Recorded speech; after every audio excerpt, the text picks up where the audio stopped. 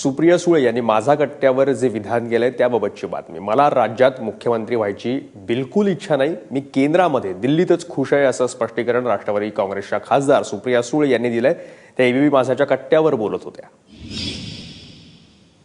कर्तृत्वानं महिला मुख्यमंत्री व्हावं असं वाटत नाही का? कारण तुम्हाला एकूणच महिला मुख्यमंत्री महाराष्ट्रात व्हावं नाही झाली तर जो मुख्यमंत्री व्हावा त्यांनी महाराष्ट्राचं भलं करावं, पुरुष असू दे किंवा महिला, काय फरक पडतो? आणि तुमची काय इच्छा आहे, तुम्हाला भाऊ वाटतं?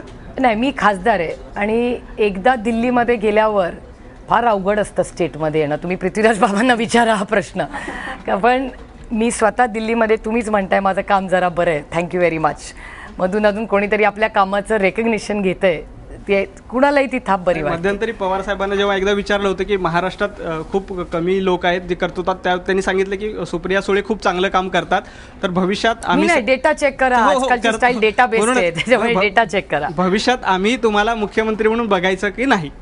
तुम्ही मला बारामती लोकसभा मतदारसंघातला खासदार 19 मध्ये, 24 मध्ये, 28 मध्ये बघाल, अशी बारामतीकरांकडे माझी नम्र विनंती आहे। बाकी चालला मालिक।